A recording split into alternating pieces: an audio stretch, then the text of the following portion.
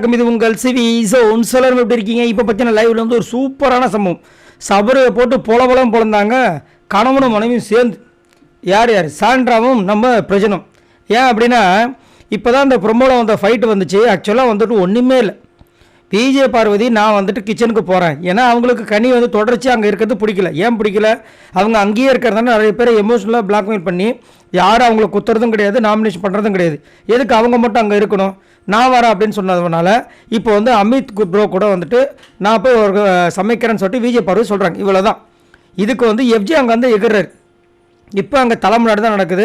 யார்? நம்ம சபரி முன்னாடி தான் நடக்குது. சபரி வாயை மூடின்னு இருக்காரு. அங்கேருந்து கலாய்க்கிறாரு. அது எப்படி?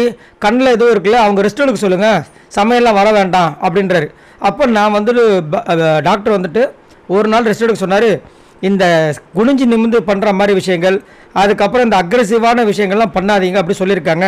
இது கிண்டுற விஷயங்கள் தானே, இதில் வந்தால் என்ன அப்படின்னு தான் கேட்குறாங்க அவங்க. அதுக்கு வந்துட்டு எஃப்ஜிஓ ஓன்னு பேசுகிறாரு. கூட சேர்ந்து கனியும் வந்து லப லபன்னு கத்துறாங்க. இந்த சபரி சைலண்ட்டாகவே இருக்கார். இதெல்லாம் வந்து சாண்ட்ராவும் பிரஜனும் வாட்ச் பண்ணிட்டே இருக்காங்க. அதுக்கப்புறம் கமருதீனுக்கும் அப்போ தான் வந்து என்ன பண்ணுறாரு, வாய விடுறாரு. நம்பால் யார்? விக்கல் விக்ரம் வந்து தேவையில்லாமல் அங்கே பேசுகிறாரு. அப்போ தான் கமருதீன் சொல்கிறார், நல்ல பண்பாக வளர்த்துருக்காங்க ஒன்றுமே, அதையும் மாற்றிட்டு நீங்கள் வந்து என்னை வந்து வளர்ப்பை பற்றி பேசிட்டீங்க அப்படி இப்படின்னு இஷ்டத்துக்கு பேசினார். அதுக்கப்புறம் தான் வந்துட்டு கொஞ்சம் கொஞ்சமாக அப்படியே பிரச்சனை ஆகுது. இவர் வந்துட்டு விக்கல் விக்ரம் வந்து கமருதீன் கிட்ட பேசுகிறாரு. அது வரைக்கும் சபரி கம்முன்னு இருக்காரு. சபரி பேச அதுக்கப்புறமா பார்த்தீங்கன்னா விக்கல் விக்ரம் பேசுனதுக்கப்புறமா கமருதீன் பேச ஆரம்பிக்கிறார். அப்போவும் தடுக்கிறார். அப்போ சாண்ட்ராவுக்கு டென்ஷன் ஆகிடுச்சு, பிரஜனுக்கு டென்ஷன் ஆகிடுச்சு. இன்னும் வரைக்கும் நாங்கள் பார்த்துருக்கோம், நீ கம்முன்னு இருந்தேன். இப்போ இவங்க பேச ஆரம்பிச்சோன்னு எதுக்கு நீ உள்ளே வர? அப்போ நீ வந்து ஓரவஞ்சனம் பண்ணுற, நீ பர்சனாலிட்டி பார்க்கணுன்னு சொல்லிட்டு போட்டு பொழக்கிறாங்க. இல்லைங்க நான் அப்படி பண்ணலாம், நீ அப்படி தான் பண்ணுற, நல்லாவே தெரியுது. திவ்யா ஒரு பக்கம் சாண்ட்ராலாம் போட்டு வெளுத்து விட்டாங்க. பிரஜன் கத்த ஆரம்பிச்சிட்டாரு. இவருக்கு மூஞ்சே மாறி போச்சு.